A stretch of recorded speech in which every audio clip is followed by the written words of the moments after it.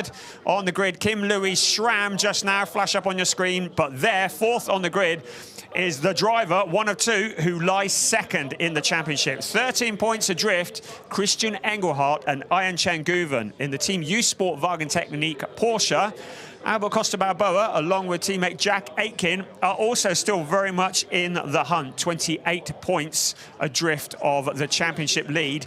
And there are still 109 points remaining in this season. So it is all to play for. That man there, Marvin Dienst, returned to GT Masters after a long absence at the Sachsenring last time out, and boy did he perform. Really impressive stuff, sharing with Jan Marszałkowski. A Sachsenring last time, we needed a bit of a lie down after that. Can we cope with another race like we saw in race 2, or indeed race 1? It was a dramatic weekend, wasn't it? Certainly. Tyre life is always critical here. It often leads to a final 10 minutes where some people have a lot more Pirelli underneath them than others, and chaos ensues from there. You may recall last year Lucas Stoltz making an absolutely wonderful manoeuvre for second place at the last corner, and none other than Christian Engelhardt also stole the podium from Rolf and Aitkin at the very final corner. Engelhardt starting from fourth place today. He will be looking to get another podium on this season. And Mick Wieshofer, fresh off some karting on Thursday and a couple of days action in the Lamborghini, he'll be looking to work his way into the top 5 from 8th on the grid. Can I just say, anybody who thinks they can get in a go-kart and follow Mick Wieshofer around for a lap, think again. I lasted for about a corner and a half and then he disappeared into the distance. He made his presence known when he came round to lap me about 30 seconds later.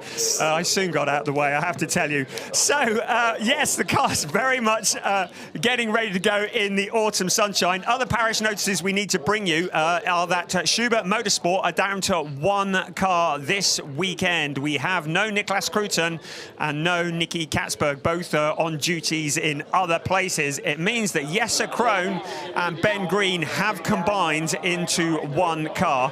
The BMW, they struggled a little bit for pace this morning in qualifying. Qualifying that was interrupted by 2 red flags. That says a lot about this circuit and how challenging it is. There's another driver who's a bit useful on the go-kart track, by the way, Maximilian Paul. This morning's qualifying, we saw Joel Sturm into the gravel and we saw Elias Seppänen into the gravel. Joel Sturm still able to put together a time before that sees him start from 12th on the grid in the Allied Racing Porsche. But it is a challenging track, and those 2 red flags in qualifying this morning really put some weight behind that, because a lot of drivers, for many, it's their first time here around the circuit, including that man there, Ben Green. First time we've seen him here at the Sachsenring. Yes, it is. I'd say mixed bag, his analysis on qualifying. He said, I think I could have got a little more out of the car before the red flags at the end of the session, but not that much. The team as a whole, however, are very confident indeed that the BMW M4 will be better around here. The M6 had a penchant for eating tyres. You'll note that BMW have taken 2 wins here at the Sachsenring in GT Masters, 2013, 2015, both before the M6 was introduced. So they're hoping that the M4 can return them to winning ways here in the Sachsenring. You talk about cars that have a penchant for eating tyres. Well, this circuit does. We went for a walk last night, and it was like the European Marbles Festival. The amount of rubber rolled up at the side of the circuit, and it just shows that tyre degradation will be an issue here. And drivers who've got the first stint in this race, they need to think about their partners, because whatever state the tyres are in, their partner drivers are going to have to cope with those to the end of the race. Tyre changes are not permitted in GT Masters. Yes, that is one of many challenges that they have to face. Also, no tyre warmers allowed, which was part of the reason qualifying was so challenging this morning in sub-10 degrees Celsius conditions. So the tyres are a very markedly different challenge and different factors to contend with here versus some other GT3 categories. Any second now, we will see the number 29 car. There it is, the number 29 Monteplas by Land Motorsport Audi. They had all sorts of problems this morning in qualifying, lining up last on the grid. Yusuf Vega, and he, for this event, is sharing with Dries Vanthoor, Ricardo Feller on duties in other places. So Dries Vanthoor, who is something of a superstar in GT3 racing, it is always good to have Dries Vanthoor back on the grid.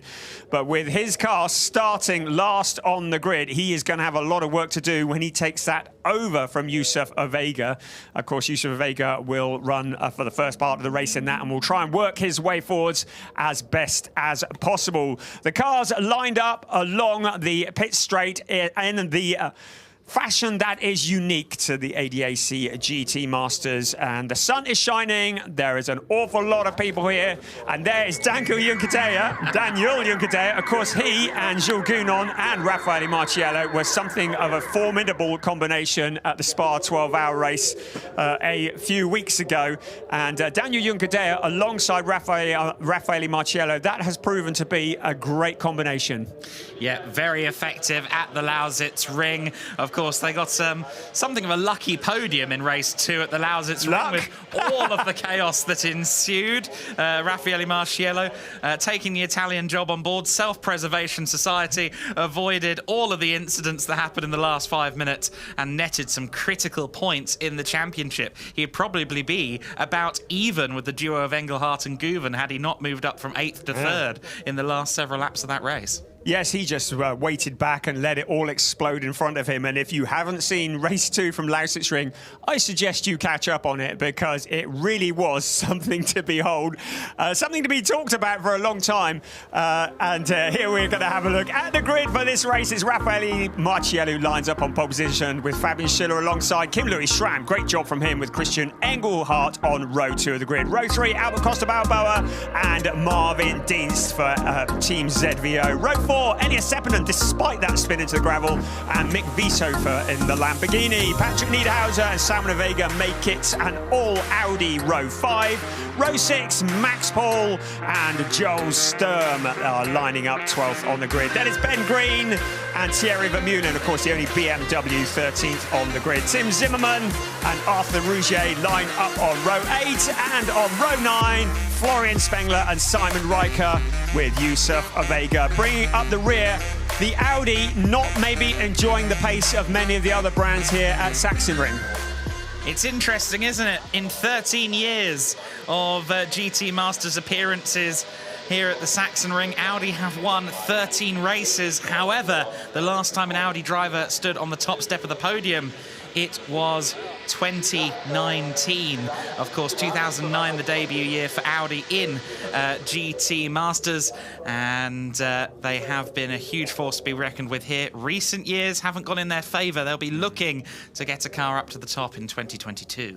And may I remind you that the car that won race 2 at this event last year was a Mercedes in the hands of Jules Gounon. At the time, he was sharing duties with Igor Velilko, but with Fabian Schiller in that car, he must fancy his chances. But Raffaele Marciello, you don't see many people get past him. It will be interesting to see what it's like going into turn 1. That turn 1 is quite a steep drop and a tight turn. It's a great overtaking opportunity, but we may well see cars in the gravel on that opening lap. Yeah, tricky corner camber-wise. There's some negative camber on the initial turn-in, and then it drops away quite spectacularly as you turn into the second apex, as it were. And a bobsled world record holder in Francesco Frederick giving him the command. They do get some sporting stars, don't they, for the 1 minute command? They do. It's an all-star show here at the Sachsenring for the ADAC GT Masters. We are just a little outside Chemnitz in Saxony, the track that was nicknamed the Mini Nordschleife. It really is one of the most challenging circuits these drivers visit. It is 3.671 kilometers around. That's a little over 2.2 miles, and it has 14 turns, 4 to the right and 10 to the left. One thing that is unusual, it's only one of 2 tracks in the season where the cars run in an anti-clockwise direction. It has an awful lot of undulation, lots of ups, lots of downs, lots of blind crests as well. A gradient of 12.8% at the steepest point going into the final corner. Not a lot of overtaking opportunities, and as we have mentioned already, tyre degradation will be an issue as the cars start on their formation lap.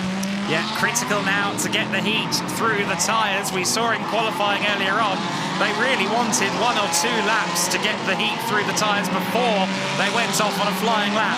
No such luxuries here. It's one lap. There, critically, is the penalty zone on the outside of turn 2 here at the Sachsenring. They have to go through that at some 50 kilometers an hour if the stewards tell them to do so. The stewards also have the liberty to tell you that you have to do it more than once should they decide that your foul is harsh enough. The good old drive-through penalty is also still available, but that only gets handed out to the most troubling incidents, I suppose, is the phrase I'll use. Yes, we said before Sachsenring there weren't going to be many drive-through penalties, and it was like a drive-through fest, but hey, what do we know? So the cars are very much on their formation lap at the moment, heading around towards turn 8, and we are getting ready for what will be an hour of racing for these GT3 monsters. It is the ADAC GT Masters season 2022, round 6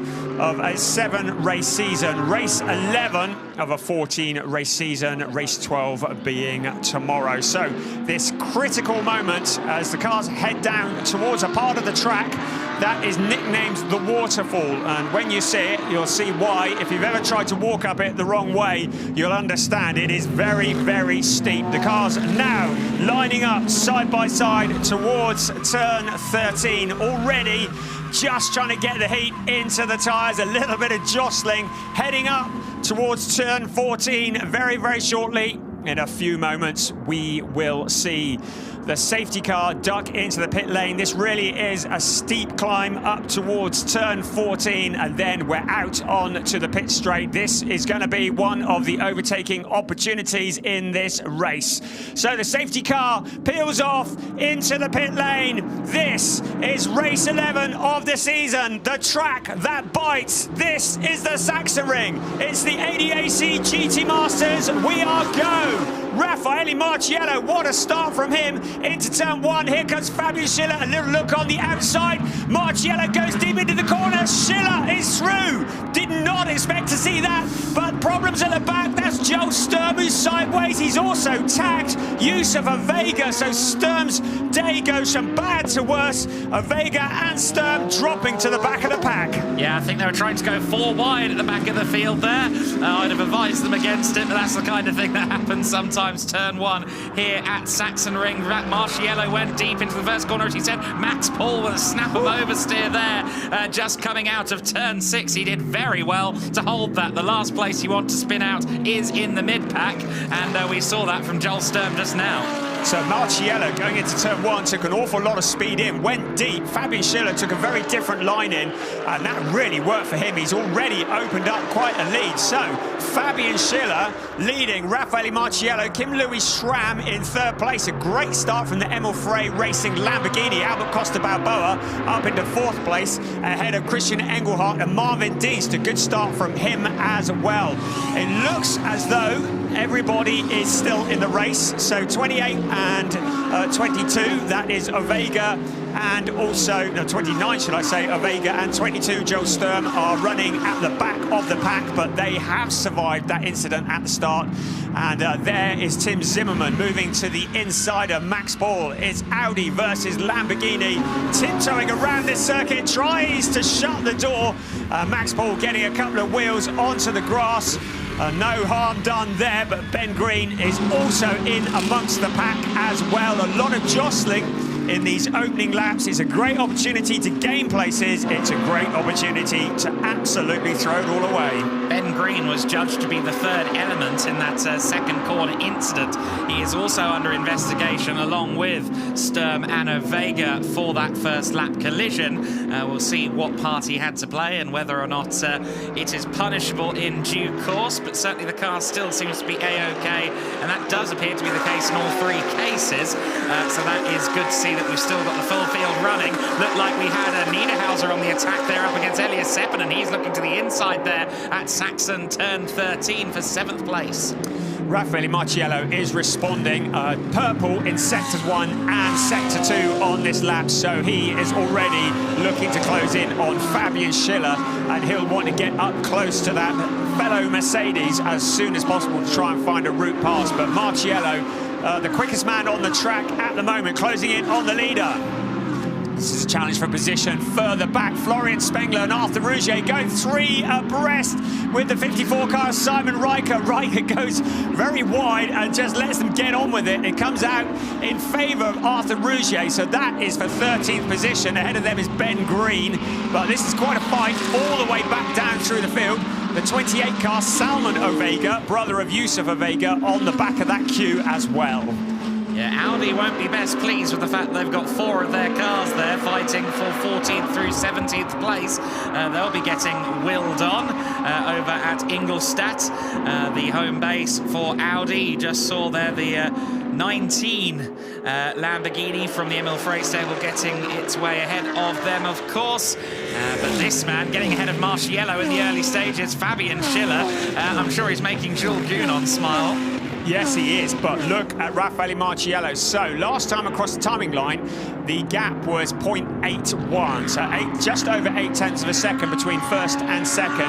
We're going to see what it is when they cross the line this time. I would suggest that Marciello will have closed in.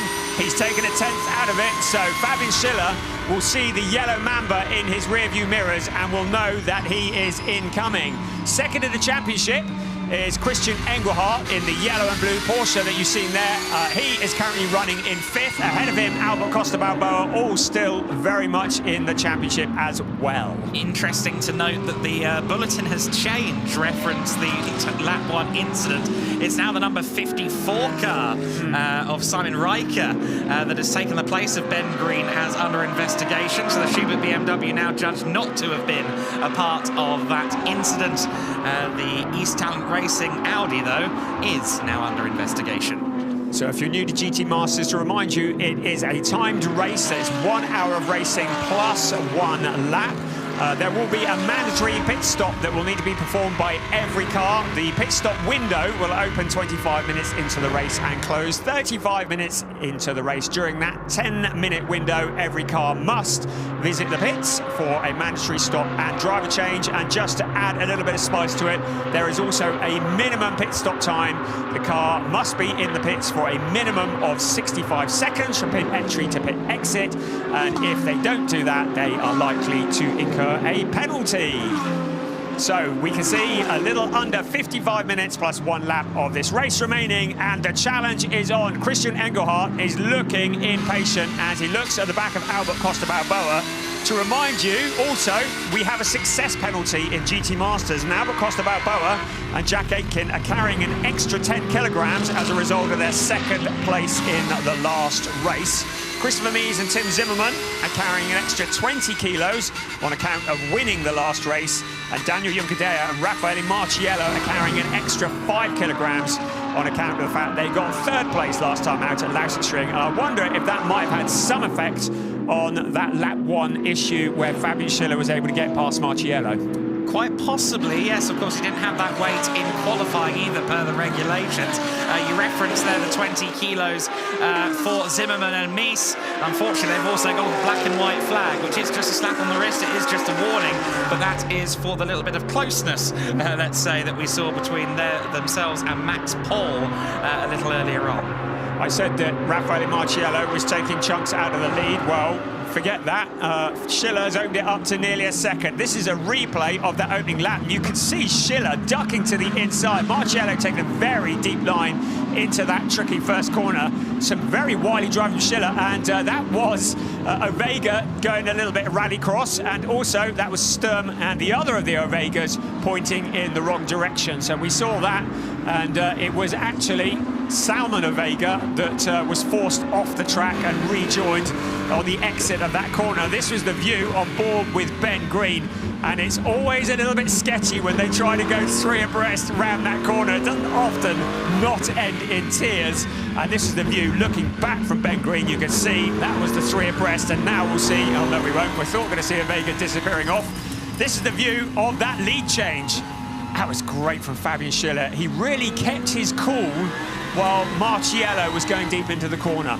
Yeah, I think Raffaele tried to get a lot of turning done while the corner was still in its negative camber phase as well, which maybe helped him wide, and well, that phase tells the story. Certainly the Landgraf team don't like second places, they like victories, and unfortunately Raffaele Marciello in MMA terms, he's going to have to fight from underneath now. He's got Fabian Schiller ahead of him. I would have to say, though, that Marciello, second place, I know he doesn't like second place. I know he's likely to drop the trophy in the bin, but second place is got to be better than sticking it in the gravel trap or having any kind of non-finish, because he has a championship to think of. He has a 13-point advantage at the moment, and if he stays exactly where he is going to be in a really healthy position with just 3 races remaining. Counterpoint, he's only got half a second between himself and Fabian Schiller all of a sudden.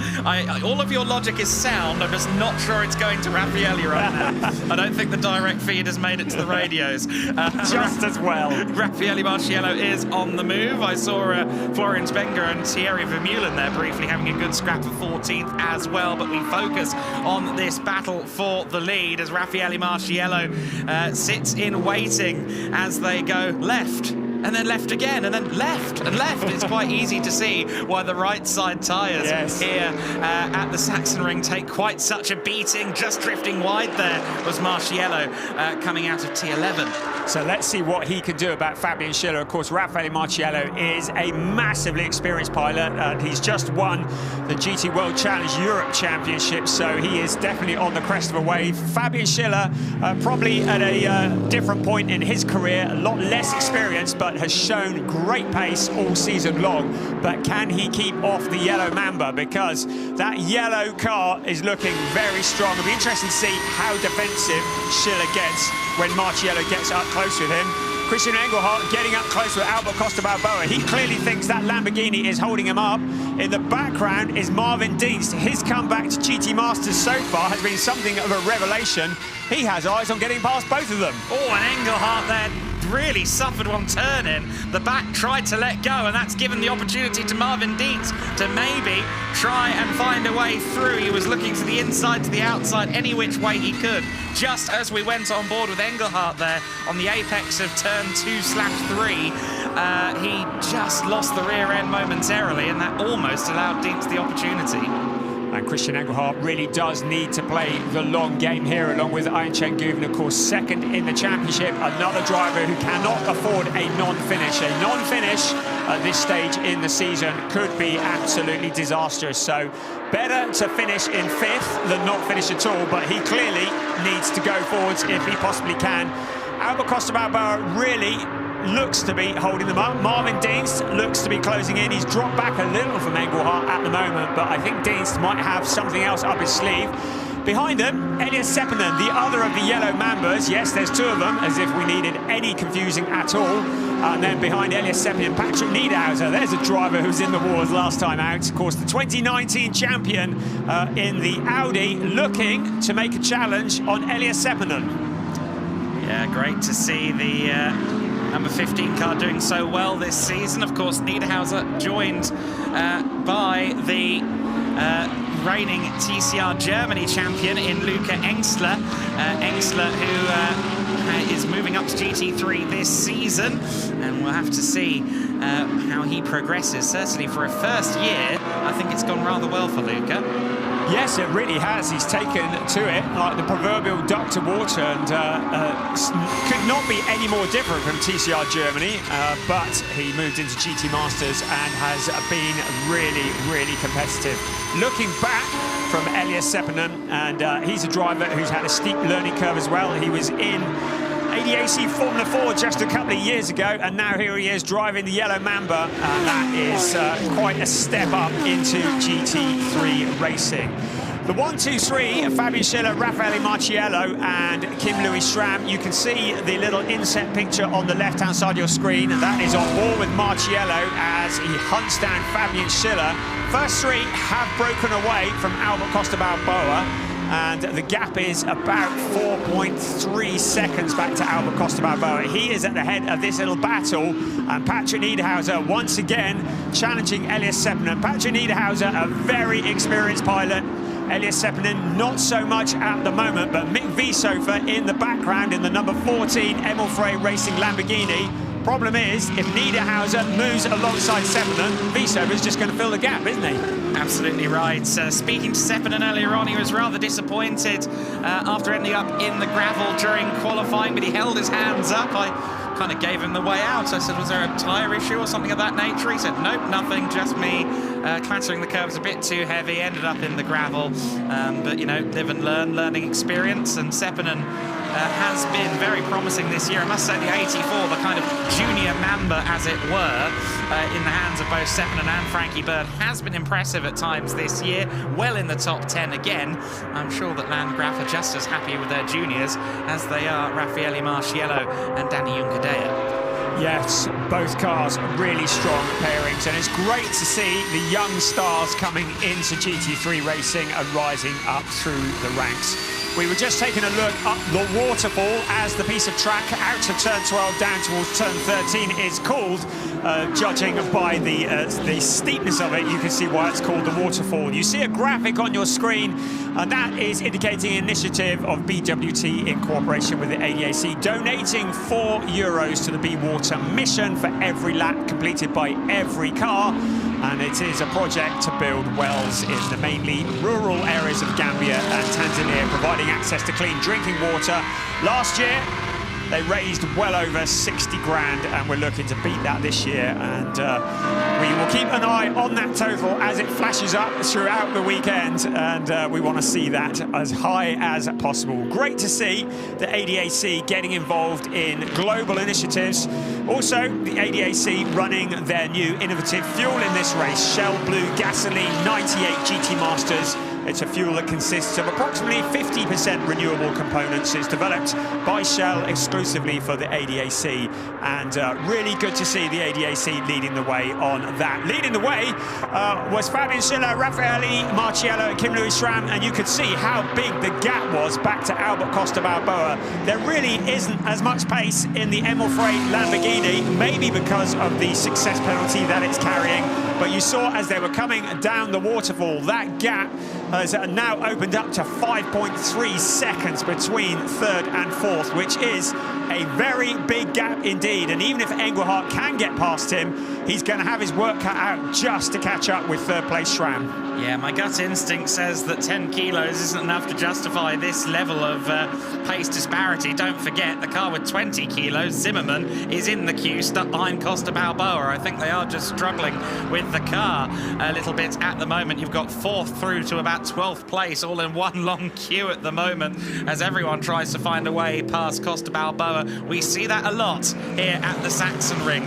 Overtakes, when they do happen, are always spectacular, but they're always very hard to achieve. You've got to really be calculated, set it up a couple of corners before. For example, out of turn 11, down the waterfall and here to Saxon at turn 13. Marciello not quite close enough there.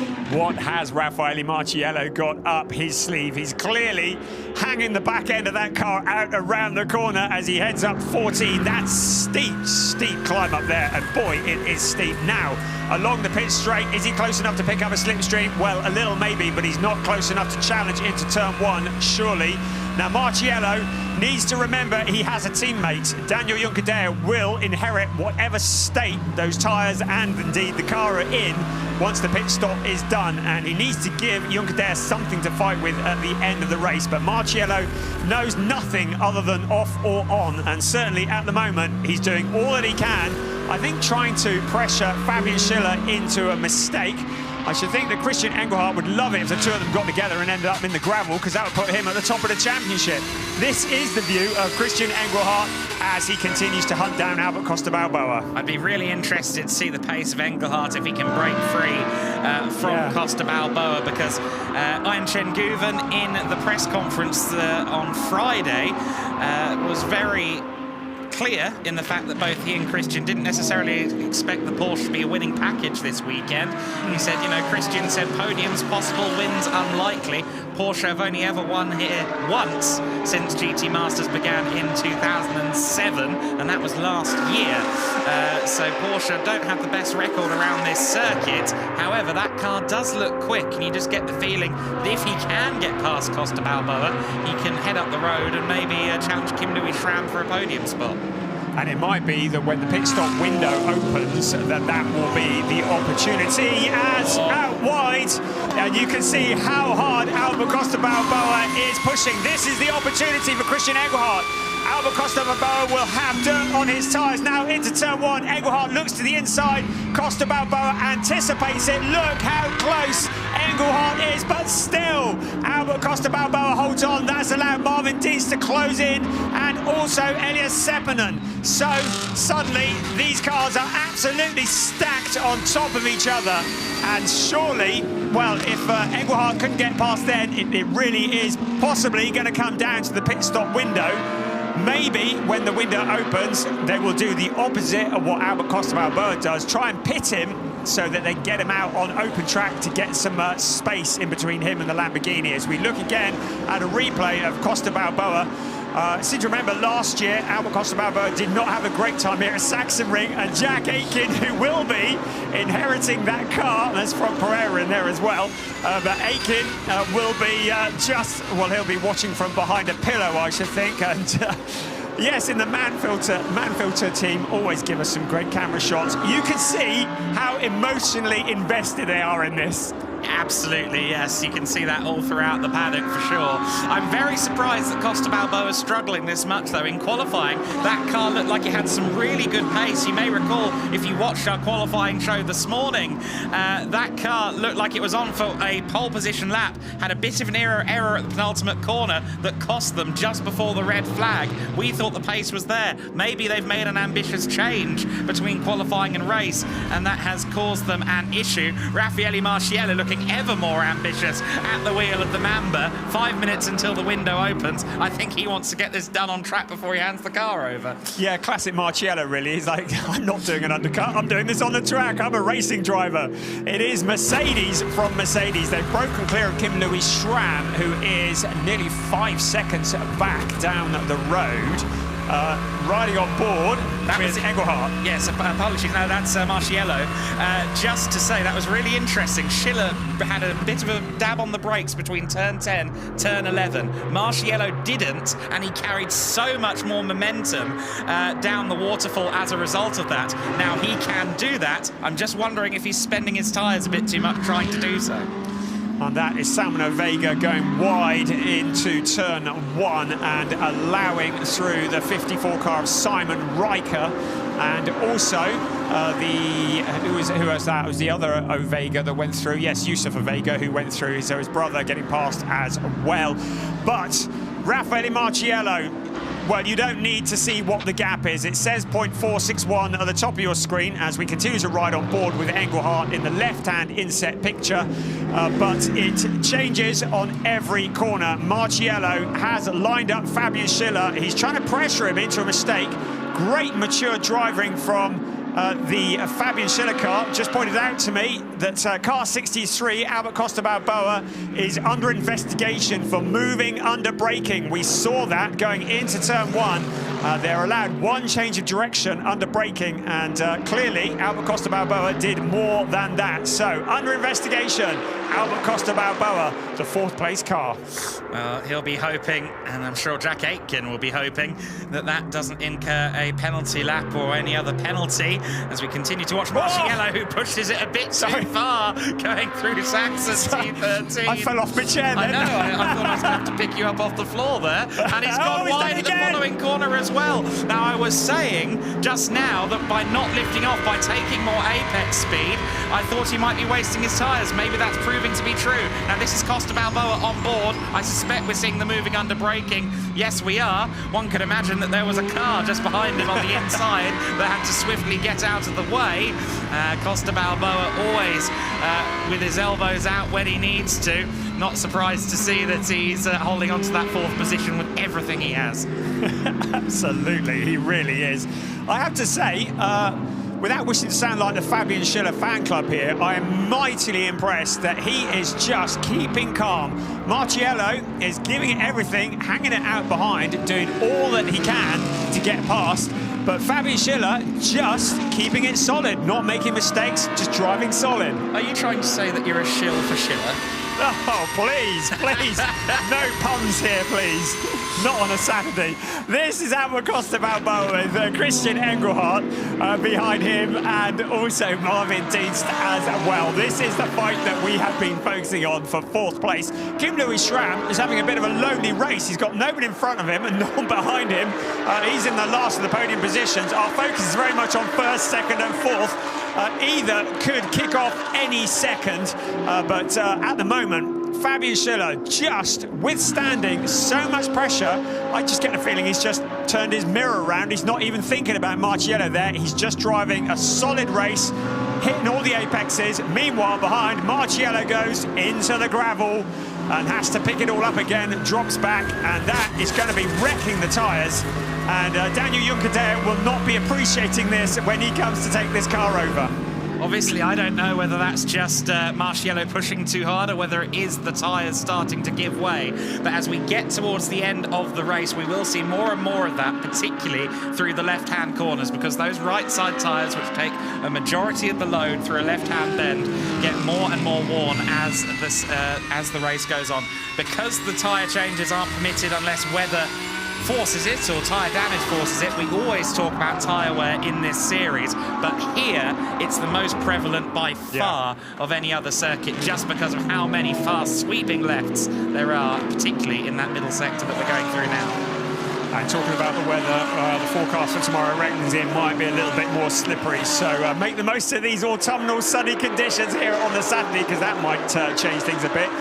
You can see the cars coming down the waterfall towards turn 13. In the inset picture on the left-hand side, you're riding on board with Raffaele Marciello. Now, Daniel Juncker getting suited and booted, because in 39, 38, 37 seconds, the pit window will be opening, and in that 10-minute window, every car will need to come into the pits. I wonder whether the Landgraf team will call in Marciello early, get him out on some open track. We'll get Juncker out on open track to see if they can do the undercut on the Fabian Schiller car. I don't think Marciello likes coming in early. I think he likes to maximise his time in the seat, but strategically, I'm wondering if that might be the way forwards for the Yellow Mamba. Quite possibly, yes. We just saw Juncker just getting his helmet on now. That would suggest to me that it's not far away, but potentially not on the first opportunity as well. Maybe we'll see him pit somewhere more towards halfway through the window at the 30-minute marker. Reckless speculation, though. Let's wait and see what happens. The top two run down to the final couple of corners of the lap. Now down the waterfall and into Sachsen, turn 13. Just one more corner to go. Then the pit entry, which is hugely steep if you've never walked it before. And narrow. Yes, that too. It is a tricky pit entry. Neither of the two Mercedes decide to sample it. So the Manfilter team looking on. The Manfilter team, Landgraf, who had some great marketing going on. The stands here, the grandstands, are full of yellow memorabilia. They do a great job distributing, mainly free of charge, a lot of their merchandise, and all the fans are wearing yellow around the place, and it's very good to see. Kim Louis Schramm is into the pits from 3rd place. Also, Balboa is in as well. Albert Costa Balboa, so this is significant. Handing over to Jack Aitkin. So on board with Kim Louis Schramm, Dennis Marshall will be jumping into the driving seat of that car. So it's Schramm who jumps out, and then in gets Dennis Marshall. There is a heavily regulated pit stop. You're not allowed to have team all over it, just 2 crew members working on the car. And there is Albert Costa Balboa helping Jack Aitkin to get buckled in, slams the door, wishes him good luck, and says, please don't put it in the gravel trap. And now Albert Costa Balboa, his work is done. He returns to the garage. Jack Aitkin, who celebrated his birthday yesterday, happy birthday, Jack Aitkin, now has 33 minutes plus 1 lap of this race, all to himself in the Emil Frey Racing Lamborghini. He's released into the pits. He's got a lot of work to do, and he needs to bring that car home in the points to keep his championship alive. The good news for Aitkin as well is that they've just decided no further action on the moving under braking investigation that was levied over them after Albert Costa Balboa's stint, so he knows that he is safe and can press on. But this is going to be really critical for Aitkin. Clearly, Costa Balboa wasn't finding the optimum pace in the car during that stint. Can Aitkin do it? let's find out. It's going to be very tricky, though, based on the pace of those behind Balboa earlier on. You'd think that Aitkin might find himself further down. Well, Jack Aitkin's got some open track in front of him. He's got Marciello in front of him, but a little way ahead. So he's got an opportunity to get his toe down and on some open track, if that was possible. You can see on your screen there, when the P turns green, green Ps are great. It means that the pit stop has been done. If the P is grey, it means that the driver is still yet to pit. If the P is red, red P is always bad news because it means they've gone under the minimum pit stop time. If they miss the pit window completely, then they might as well give up and go home. Ask Nicky Katzberg. Yes, Nicky, incidentally, is on site here this weekend, competing in the ETCR category. But as you have seen, and as we have noted, there is just the one Schubert BMW here this weekend. They're still getting input, though, from Nicky. I noticed he was spending quite a lot of time down at Schubert yesterday. Of course, Katzberg knows his way around a BMW GT car, so if the brain is there to pick, why not? Indeed, why not? Once a Schubert driver, always a Schubert driver. It's still Fabian Schiller who leads the way. He stays out on track at the moment. Raffaele Marciello in second. That car there is now up into third place, and having been released from the Emil Frey Lamborghini that was in front, now is the opportunity for Engelhardt to put in some hot laps, and I would suggest he's going to run right to the end of the window to try and close that gap up so that when all the pit stops are done and dusted, he is well ahead of Jack Aitkin. Yeah, I could definitely see that strategy playing out, as you rightly say. Certainly, Guven's there, waiting with helmet on, seat insert in hand, saying, come on, I fancy a go at this. He knows this circuit a little better than he knew Lausitz's last time out.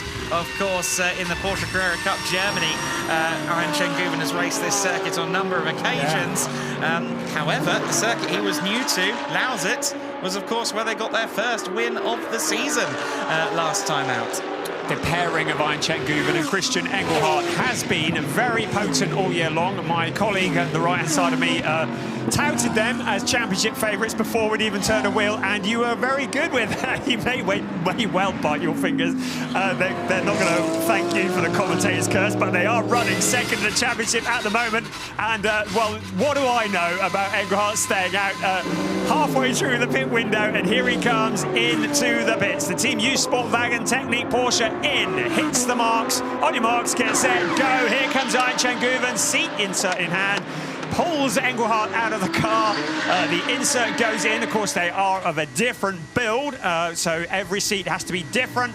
Now it's Engelhardt's turn to help Guven get buckled up, getting all the straps in, and very shortly it'll be Engelhardt who will wish him good luck, put the net across and slam the door, plug him in first, adjust the steering wheel, here we go, bang. And then it's all down to Aitkin Guven, and the responsibility is with him to bring that car home in as high a position as possible. Has to be very careful not to go below the 65-second pit entry to pit exit time, but of course he doesn't want to go above it too much because that is valuable time on the track. They have a unit on their dashboard which shows them the time. They can back off, they can get it just right to the pit exit, but if they back off too much, they may well pick up a penalty. Marciello is in, so Raffaele Marciello is the first of the top two, the Mercedes convoy, to pull the pin. Danny Juncadella will take the car over. Jules Gounon was very keen on minimising his minutes this weekend. It is his first time back in the car since they discovered the true severity of his spinal injury. And he said, you know, the fact that it is kind of maximum half an hour or so in the car is very much in my favour this weekend. By no means is Jules Gounon a slightly lighter force than usual. He was the quickest man here yesterday in free practice. But obviously, with the nature of that injury, he's still kind of going into the unknown to an extent when he hops into the car. So, long stint for Schiller, most welcome. Daniel Juncadella jumps on board the yellow man, but there's Christian Engelhardt. He looks like he's done a workout, doesn't he? And yeah, good job done there. So here comes Daniel Juncadella, who's taken over from Raffaele Marciello, and all that hard work that Marciello did is now in the hands of Juncadella. He rejoins on a fairly open track. Our eyes are going to be very much on the race leader, Fabian Schiller, because here he comes into the pit lane. and Jules Gounon will be ready to jump into that car. So keeping to the pit lane speed limit, here comes that Mercedes. And to a stop on the marks, you can see Gounon there. He opens the door and helps Schiller get out the car and jumps in himself. A little bit of a, see him just kind of a little flinch there as he gets in. I can imagine there's still a little bit of aching from that back as he gets in. Now getting buckled up, and Jules Gounon doing what he does best. That's not sitting at home waiting for healing. It is getting in a racing car and trying to win races, and he's in a good position. Right, let's keep an eye on Daniel Juncadella. Where is he? He is out on turn 11 down towards turn 12 at the moment. So Gounon will be rolling any second now. Where is he going to come out in relation to Daniel Juncadella? Here we go.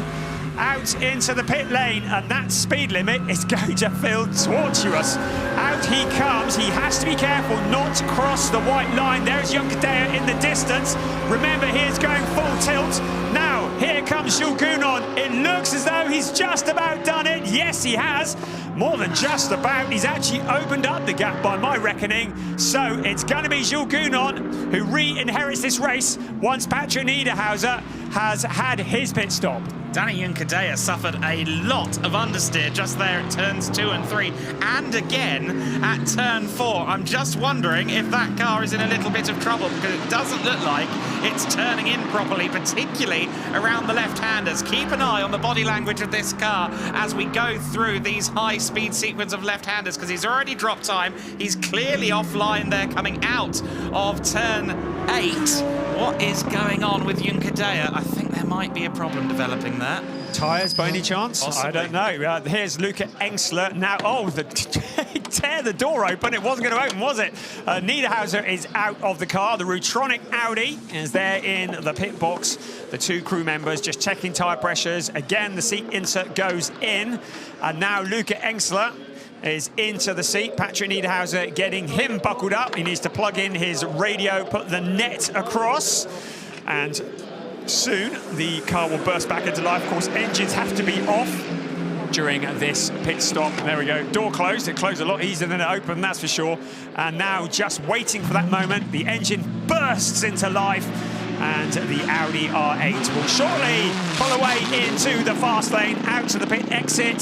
3, 2, 1, and he crosses the line. Oh, 0.4 of a second. Sloppy was much. Luca Engsler rejoins in, well, that's going to be about 9th place, 10th place. Oh dear, we're watching him tumbling down the order as he rejoins. So, pit stops done and dusted. It's Jules Gounon who leads the way from Daniel Juncadella, Dennis Marshall, Ian Chen Guven, Jan Marszałkowski, a great 5th place for him, ahead of Luca Engsler, Frankie Bird, who's taken over from Elias Sebanen, and look who's in 8th place, Jack Aitkin, all the way down in 8th place. Clearly, there was an issue with that Lamborghini that Albert Costa Balboa was nursing, because that car has dropped like a stone through the pit window sequence. Yeah, I can imagine that Emil Frey Racing are befuddled down there in the pit box, because the car looked promising in quali and it hasn't translated into the race in the slightest. Jack Aitkin, as you say, down there in 8th position. The car was handed over to him from 4th place down to 8th, and may struggle to stay in the top 10. Wow, didn't expect to see that, but we will keep an eye on Jack Aitkin and see how the birthday boy does as he tries to move his way back up through the pack. To my point about Juncadella on the left-hand turns, sector 2 here at the Sachsenring is a very short sector. It's done in less than 18 seconds, but it runs from the exit of turn 7 to the waterfall, which is basically all left-handers. On the last lap, Juncadella lost almost half a second just through those left-handers alone. I think that right front tyre is a spent force. And maybe that heavy running earlier on in the race is coming back to haunt them in the Landgraf team, Manfilter team, Mercedes. The leaders, Jules Gounon, looking very comfortable. This is a challenge. It's Christopher Mies. Now, you did say that Jack Aitkin might come under pressure. Christopher Mies, defending champion in ADAC GT Masters, is looking very rapid, and he is experiencing the same kind of problems that Christian Engelhardt was, and that is an Emil Frey Racing Lamborghini, which is not going as fast as he would like, or as slow as he would like. Yeah, very good point. It's going at just that annoying middle speed where it's in the way, but it's also not quick enough, so you can go at the speed you know you can do. Mies with a good run there down the waterfall, both of them ignoring the track limits, it must be said. To the outside at Saxon goes Christopher Mies, and now tries to cut to the inside. Let's see if he's got a good enough run into the final corner. Aitkin, wily, make sure he gets to the inside. Last year, it was a different team, but a Lamborghini that held off a lot of drivers in the second half of the race in the hands of Rolf and Aitkin. I wonder if Jack Aitkin was taking notes. Well, this is the first time that Jack Aitkin has raced here at the Sachsenring. It is a track that takes a bit of taming. He takes a very middle line through turn one. A little bit of contact from Christopher Mies, but now Mies has another Emil Frey Racing Lamborghini behind him in the hands of Frank Pereira. So he is most definitely the meat in the sandwich. Two Lamborghinis, an Audi in between. The Audi looking the more rapid of the three, it has to be said, but can still not find a way past Jack Aitkin. Aitkin is learning the Sachsenring the hard way. Christopher Mies has done many laps around here, but he needs to pressure Jack Aitkin into a mistake. We saw the motorsport board taking a bit of a beating earlier on. The remnants at the side of the track, so someone has clearly been through that. But this is the battle we're focusing on. It is for 8th place. Jack Aitkin from Christopher Mies, Frank Pereira, and in the background, another Emil Frey Racing Lamborghini with Constant Lapalainen at the wheel.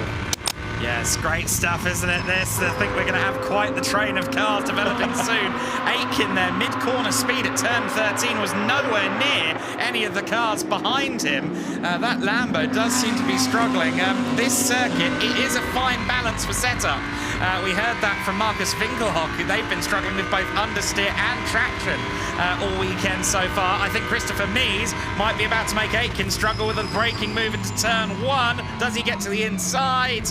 Well, not quite, but he's making his intentions known. Jack Aitkin knows how to defend a position, and without being rude to Jack, defending is what he is doing at the moment, because Christopher Mies clearly has the pace, but that big wide Lamborghini in the hands of Jack Aitkin is proving to be a little bit troublesome. Now they are all queuing up behind. There's another Lamborghini in there as well. That's Marco Mappelli, who took over from Maximilian Paul. Mattia Drudi in the number 33 Audis in the bunch as well. And they're all starting to queue up behind Jack Aitkin. So can Aitkin hold on for another 19 minutes plus 1 lap in that Lamborghini? I can see you shaking your head. It's not looking likely, is it? That Audi of Christopher Mies is looking very threatening indeed. But as we've said many a time, catching is one thing, passing is another. Now, Chris, given he's got 20 kilos of ballast, you'd expect that car to be one of the worst on tyres, but it looks like he's got a lot more grip at the moment.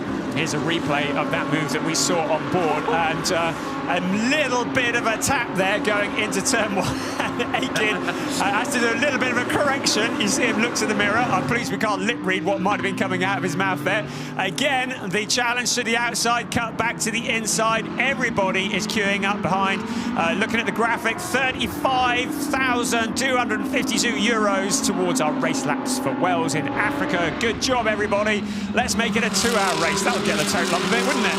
Here comes Jack Aitkin up the hill, a blind crest up towards turns 5 and 6. It really is a steep climb up over the top and then all the way back down on the roller coaster. This is a windy, narrow little bit of track here. They will go back uphill again, and before too long, they'll be coming back down the waterfall. 31.2 litres worth of V10 engine in this queue. 6 5.2 litre V10 engines in a row at the moment as they run in this battle. And Aitkin finally runs it a bit too wide. Christopher Mies says, yes, please. And here comes Pereira. Emil Frey Racing. I'm sure they all just winced down in the garage there. Pereira tried to find the inside line. Jack Aitkin said, no. Nice bit of calculations there. You put your shoes and socks back on now. So lots of Lamborghinis fighting each other, and Emil Frey thought they were going to have a bit of a late night with all their Lamborghinis getting together.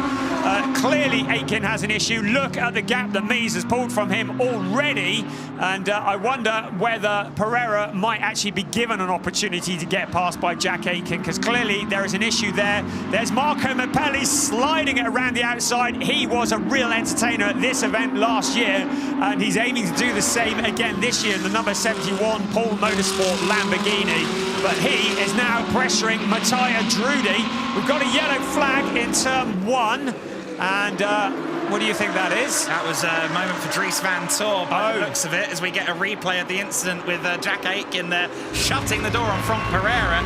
Emil Frey Racing and Jack Aitkin alike, though, will want that 63 car in the points. Yeah. Points go down to 15th place. That is their only horse in the title fight, as we know. Yeah, fair point, fair point. You could see the 71 car Marco Mappelli doing a bit of drifting around the corner.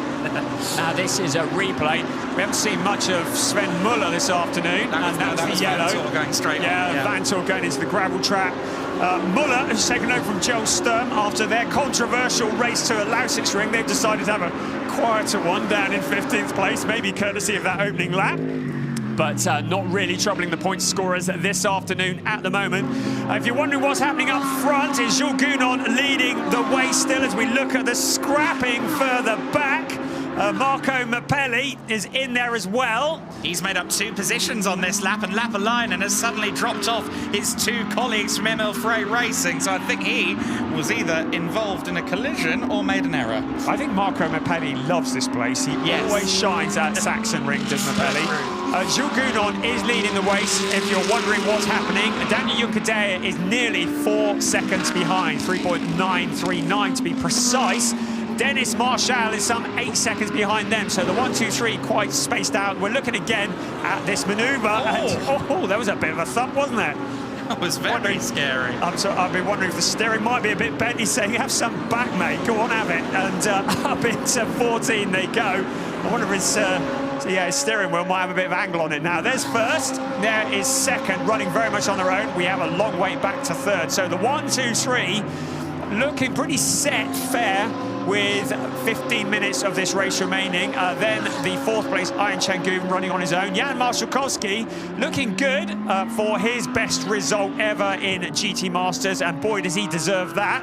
Luca Engsler looking less secure in 6th place because Frankie Bird is on the move. We haven't said much about him. He's taken over from Elias Seppänen in the other of the yellow Mambas, and great to have Frankie Bird on the grid in GT Masters this year. And he and Elias Seppänen, 2 young chargers coming up through the ranks of GT3, and they've proven to be a great combination.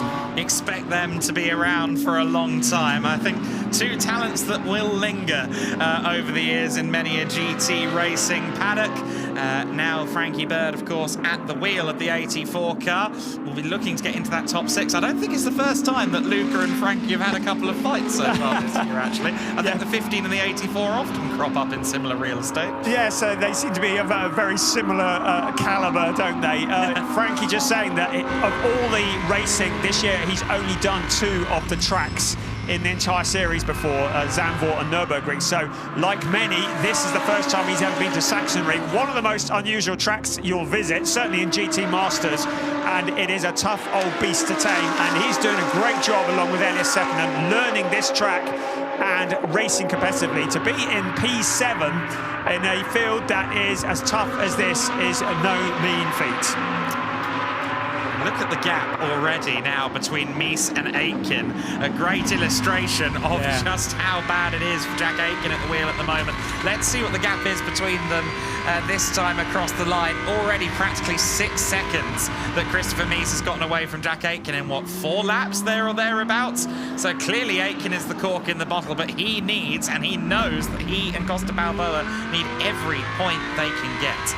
It's definitely the scrapping of the Lamborghinis over that 9th place at the moment. It is Aitkin at front of the queue, from Pereira, Marco Mapelli, then Matteo Drudi in the Audi, and then another Lamborghini, Consta Lapalainen. So all the Lamborghinis running pretty well together on the track, but the one at the front is probably the one that has the least pace. And they continue to queue up to get past. Will it stay like this for the next 13 minutes plus 1 lap? Well, we're going to find out, aren't we? This is race 11 of a 14-race season for the ADAC GT Masters, racing for the title of German champion. And there is the 71 car. He's got a puncture. So out wide goes Marco Mapelli, and I wonder if some of the contact that we saw might have eventually forced that tyre to go down. But his afternoon is over. Scary place for that to happen as well, in between the multitude of left-hand apexes in the second sector, and he'll be doing well to get that car back or even. And of course, with the tyre burst and potentially the rubber flapping around, if he goes too fast, it will just wreck the bodywork around it. You can hear it slapping away, could do an awful lot of damage. So it has to be a slow crawl back to the pits, and it's going to feel like an eternity getting up that hill towards turn 14. Yeah, replay of that there. Oh, it really was mid-corner that it finally let go. That was very well held from him, I must say. Mapelli knows his way around a Lamborghini, but I think 9 times out of 10 that could have ended in the gravel. I think that's what we call a code brown moment, as we saw a bit of the bodywork flying off as well as the flailing rubber doing all sorts of damage on that car. And Emil Frey will be just looking at that and grimacing as that car just ambles and struggles back. You can see part of the bodywork has been broken away, finally into the pit lane. I imagine they will probably retire that. There seems very little point putting a fresh tyre on it and getting it back out, and there will probably be damage that needs repairing anyway. Up over the hill of the pit lane and into the pits comes Matteo Drudi. But one thing is for sure, Marco Mapelli, I beg your pardon, I don't know why I called him Matteo Drudi, there we go. But one thing's for sure, he's not going to be scoring points this afternoon. While we were distracted by all of that, Frank Pereira has gotten past Jack Aitkin. So Frank Pereira up to 9th place, Aitkin down to P10. And I don't think that's left the door open for anyone else from what we can see on the timing screens, but Aitkin will still be under intense pressure. After this race, there will be 84 points available in the championship. So Aitkin and Albert Costa Balboa are by no means out of the hunt in terms of the championship, but it's getting into the realms where they're going to need Raffaele Marciello to fall down a hole or something to actually allow them to do that. You can see that as things finish at the moment, Marciello will have opened up his gap to 20 points if things remain as they are. Gunon and Schiller 33 points back. Albert Costa Balboa and Jack Aitkin 41 points back. And to remind you, after today, there will be 84 points available. It's still Jules Gunon who leads the way, Daniel Juncadella in second place. Of course, Juncadella has less points than Raffaele Marciello because he only jumped into that seat the last round at the Sachsenring, having been in another Mercedes in the Drago Racing Team ZVO Mercedes for the first part of the season. That same ZVO Mercedes currently running in 5th place, the number 8 car, which was driven by Marvin Deans, has been taken over from Jan Marszalkowski, a driver who really deserves a bit of good luck as well. So we wish him well as he continues in 5th place. And the car 33 challenging to come through on the inside. So lots of challenging going on all the way through the grid. That's Matteo Drudi making a challenge on Consta Lapalainen. Yeah, those two have been scrapping so hard that Jack Aitkin has a little bit of a cushion. A rare novelty for him in this race. I will say, Jules Gunon, if you follow him on Instagram, you'll know this. Well, I'll pause because here comes Sturm running across the gravel there. Keep it going. I think he might have just about done so. That's not Sturm, it's Muller, isn't it? Sorry, yes. Sturm. Sorry. But has he kept it out? Yeah, that car has been in more battles over these last couple of weeks than you can shake a stick at. And I like racing, going to run out of spares here. Yeah, down to 18th place as a result of that bad race gone to worse. I was just going to say previously, it's Christopher Meese decides his car's a Quattro when it isn't. Tyres? What tyres? Indeed. Jules Gounon was seen in the paddock yesterday and seen across the internet wearing a shirt saying, "Keep calm and support Dennis Marshall." He and Danny Juncadella and Raffaele Marciello will all be doing that right now because Ian Chan-Guven is closing in on Marshall, and they'd rather like the title challenging Porsche of Guven and Engelhardt to be 4th, not 3rd. So support Dennis Marshall indeed, if you're either a member of ZVO or Team Landgraf. You saw at the back of the pack the two Monteplas by Land Audis a long way back. The number 28 and number 29 cars, Christopher Haase and Dries Vanthoor. They're not used to being at the back of a pack. And Christopher Haase, the first ever champion in GT Masters, and Dries Vanthoor, currently a champion in the Sprint Cup of the GT World Challenge Europe. And they are loitering at the back of the pack at the moment, not enjoying the Sachsenring. Marcus Winkelhock, now there is a bit of a legend. The number 69 car, of course, an ex-Formula 1 racer, currently fighting Jesse Krohn for 13th place. Jesse Krohn, who's jumped across to join Ben Green in the Schubert Motorsport BMW, both drivers in the same car for this event. And Jesse Krohn in 13th place, coming under a lot of pressure from the Audi of Marcus Winkelhock. BMW fans, you'll be happy to know that Schubert fully expecting this to be a one-off. They'll be back up to 2 cars come Hockenheim. But Jesse Krohn doing a good job of making the M4 wide at the moment, but Winkelhock looking challenging there. Oh, a bit too much so. Pushing the limits of adhesion out of T13. It's a pretty wide car already, so he's making it even wider. Right, here's a challenge for a position further back. It's a Lamborghini alongside an Audi. So is that Jack Aitkin coming under pressure? Yeah, that was Drudy getting past Aitkin. So Aitkin down to 11th place there. We said he had a cushion a couple of laps ago. Clearly it didn't last long. Yeah. It's been popped already. And Mattia Drudy up to 10th place. Here comes Costa Lapalainen as well for good measure.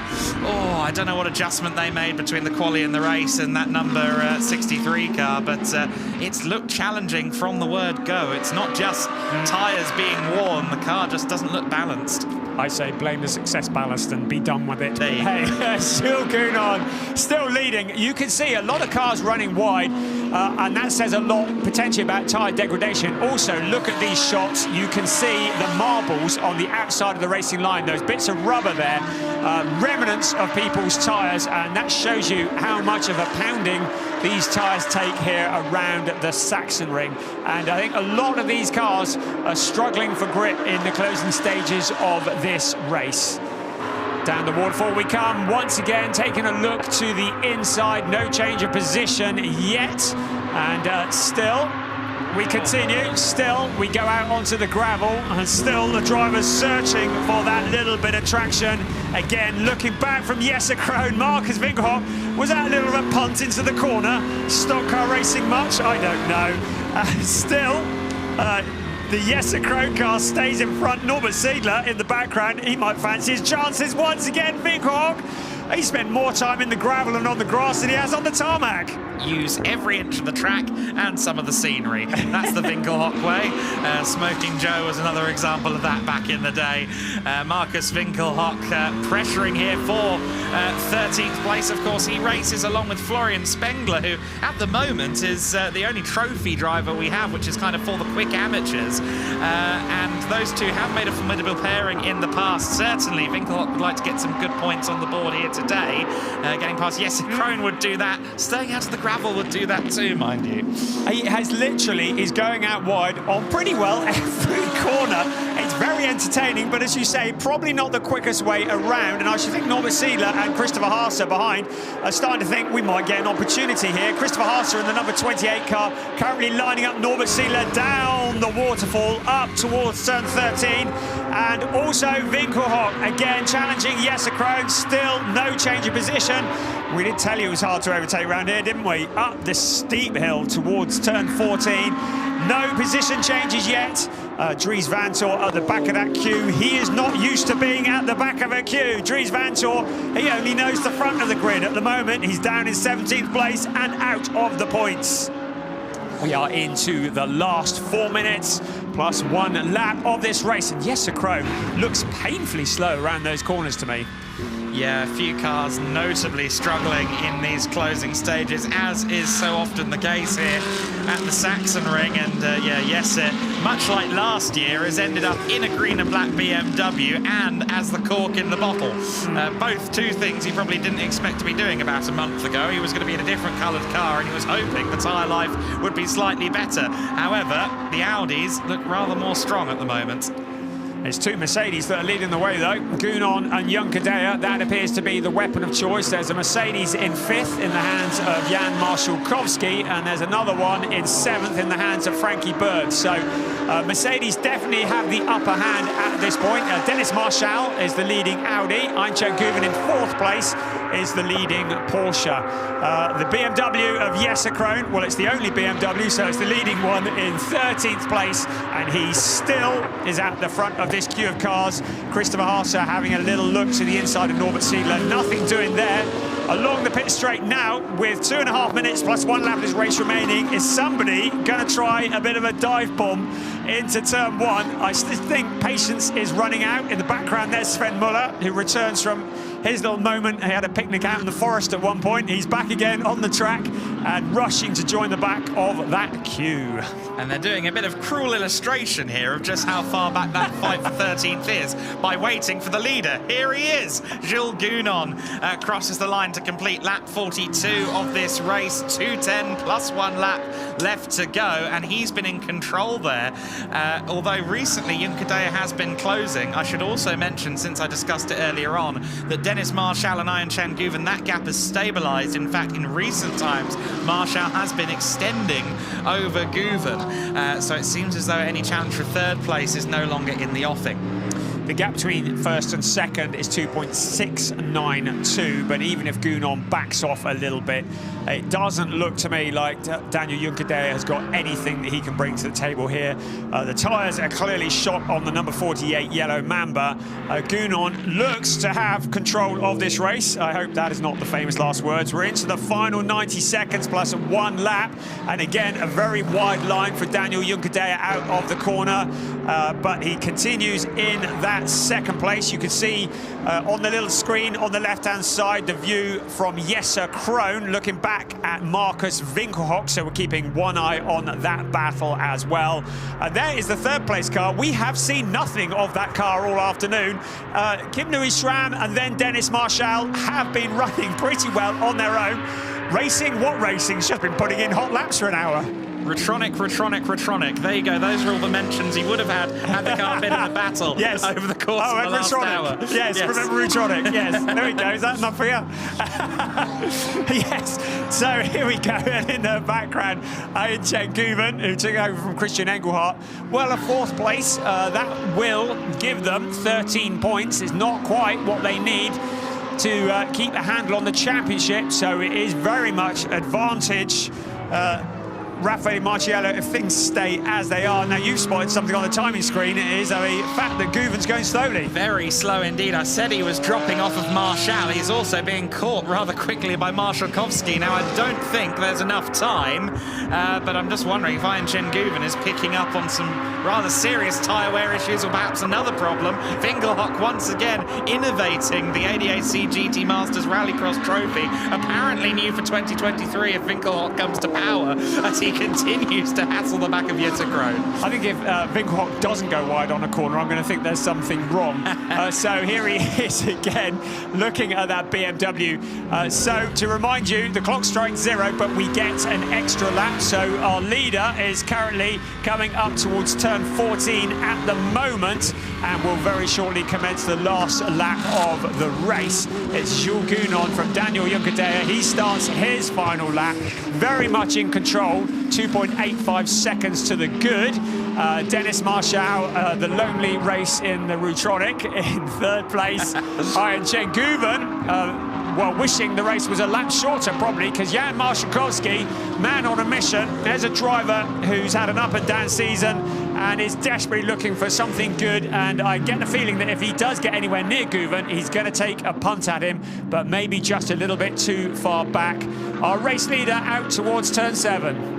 Yeah, Guven on his own now. He's controlled this stint magnificently. I think everyone, even perhaps quietly, including himself, wondered whether the neck injury, the spinal injury, would cause him grief here at the Sachsenring. He proved over one lap that everything was A-OK in free practice. Over a race distance, it seems all is well too.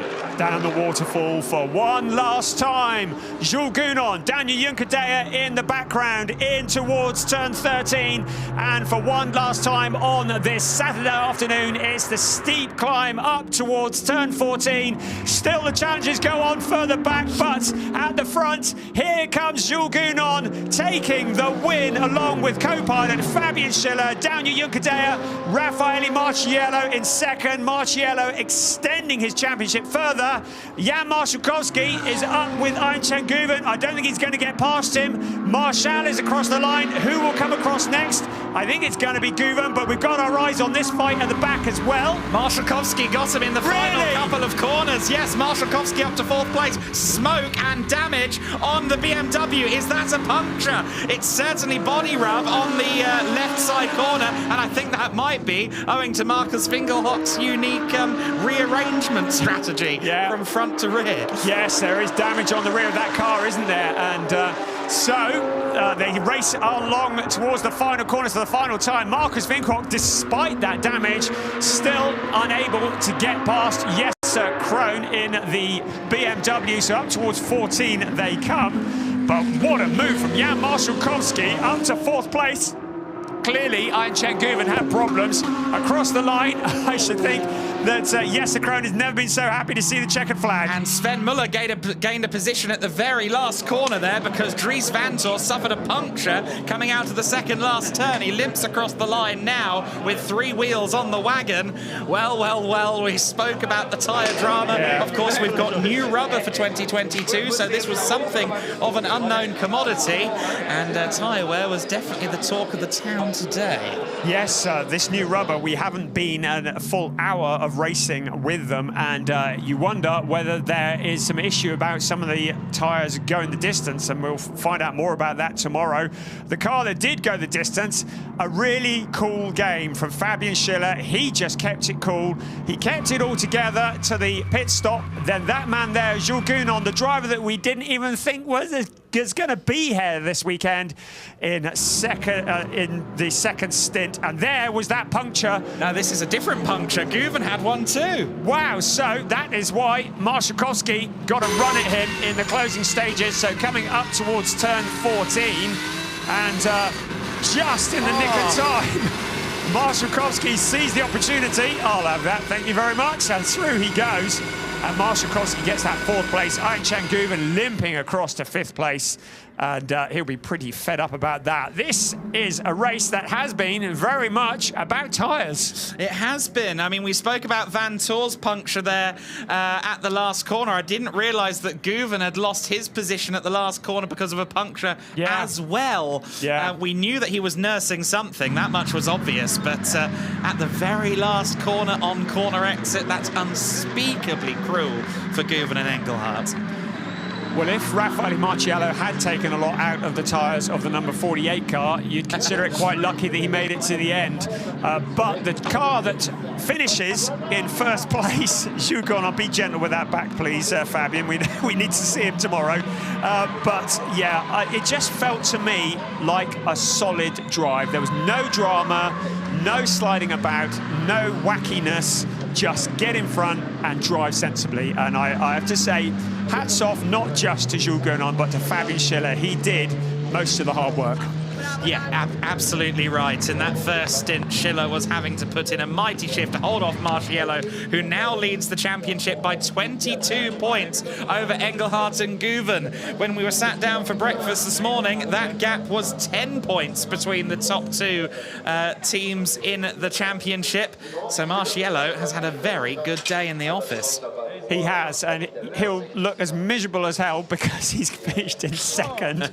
But, you know, when he's sat down and had to think about it, then he'll realise, yes, I've done exactly what I need to do, and he has his eyes on the championship. There's our lead duo, and you just cannot help feel really happy, particularly for Jules Gounon. It didn't look like he was going to be here. We were all actually quite surprised when on Thursday, I think it was, maybe Wednesday, he announced that he was going to race this weekend, because we all thought he was out for the rest of the season, and here he is taking the top step of the podium. Let's have a look at the full result as the cars crossed the line. It was Fabian Schiller and Jules Gounon who completed 45 laps. Marciello Juncadella, the gap was 1.1 at the end. I think that was very much under control ahead of Kim Louis Schramm, Dennis Marshall, Marvin Dizier and Marshall Koski, their best result of the season ahead of Christian Eckhardt, Nanchen Guven as a result of that puncture. Patrick Niederhausen and Luca Engstler are ahead of Elias Seppen and Frankie Bird. Good job from them too. Ahead of Tim Zimmerman and defending champion Christopher Mies in the Monteplas by Land Motorsport Audi. Ninth place, very shortly, will show us Franck Pereira and Arthur Rougier in the Emil Frey Racing Lamborghini ahead of Thierry Vermeulen and Matthias Drudy. Albert Costa Balboa, Jack Aitkin, 11th place for them. They will not be happy with that ahead of their teammates Mick Wiesofer and Constance Lavalainen. Ben Green, Jesse Krohn, another struggle for them. Florian Spengler, Marcus Winkelhock, Simon Riker, Norbert Siedler, and then Salman Ovega and Christopher Harsher rounding out the top 16. Joel Sturm, Sven Muller spent an awful lot of time having intimate conversations with the squirrels in the forest ahead of Yusuf Ovega and Dries Vanthoor, with Max Paul and Marco Mappelli retiring from the race. Do love a good squirrel reference on a Saturday afternoon. That was great. Jules Gounon with a fabulous drive to the end there. Of course, we've spoken at length about these tyres. What we don't know is whether these teams are maybe pushing the limits a bit on the tyre pressures, going for victory over conservatism. And Jules Gounon there, he can still dance. That's good. Yeah. Another tick off the list in the physical recovery programme. Back pain? What back pain? When he got into the car at the pit stop window, we did see him wince and his face kind of scrub, and I thought, yeah, that still hurts a little bit. And then Fabian is like, yeah, don't pick him up, please. Yeah. Be gentle. I'm sure that Jules will be back to 100% very soon indeed. He's made a great recovery so far, and I should think that taking the top step of the podium will be the best medicine and therapy of all. Congratulations there from Daniel Juncadella to the duo who have won the race. Great stuff here at the Sachsenring. It is a tough old circuit. It is one that is a real challenge to these drivers. The drivers that came out on top, though, in third place, Kim Louis Schramm and Dennis Marshall for Rutronic Racing. A very lonely race. We didn't see them overtake or be overtaken at any point, but I'm sure they were happy about that. They get a trophy for their trouble. Second place, our championship leader, Raffaele Marciello, along with his teammate, Daniel Juncadella for Mann-Filter Team Landgraf in the Mercedes AMG GT3. But taking the top step of the podium, it is another Mercedes AMG GT3 in the hands of Fabian Schiller, who put it on pole position, and Jules Gounon, who brought it home for Drago Racing Team ZVO. Victory for number 4.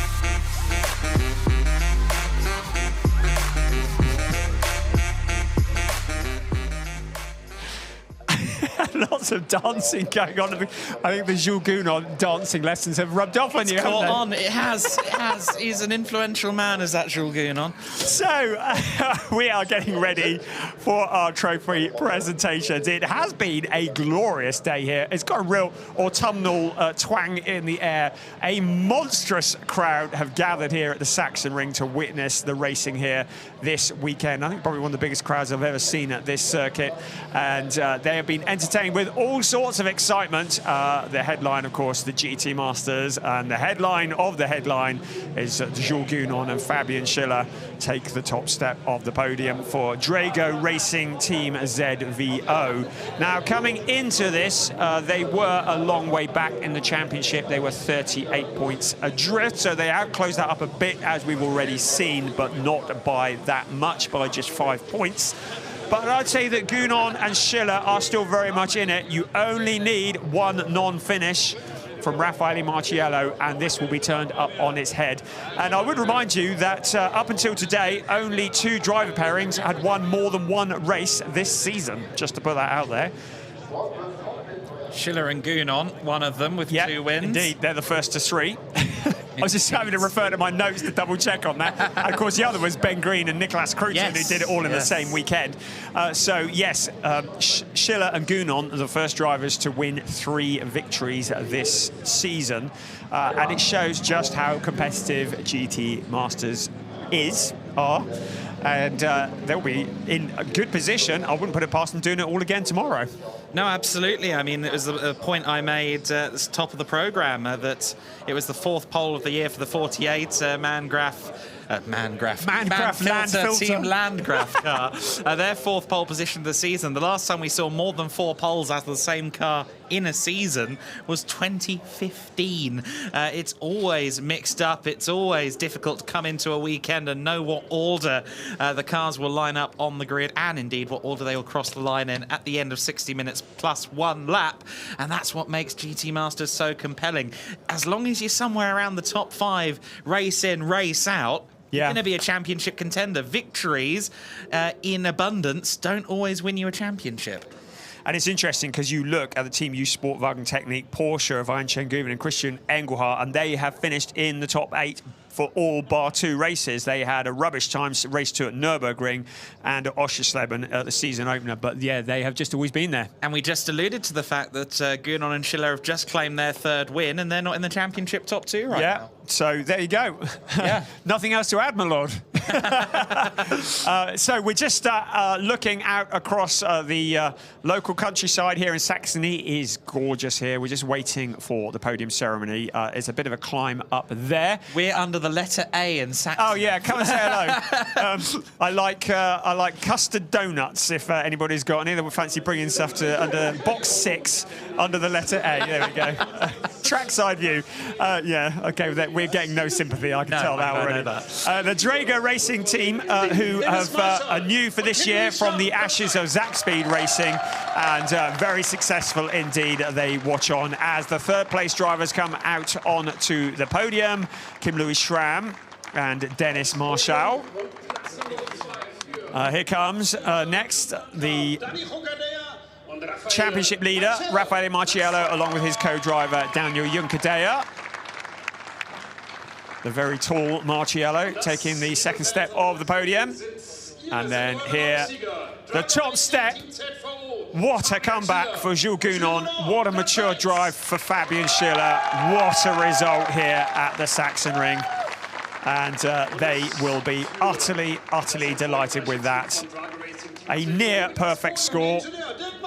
And had it not been for just getting outpaced on the pole position shootout, it would have been a perfect score. A representative from Drago Racing Team ZVO, and now time for the national anthem.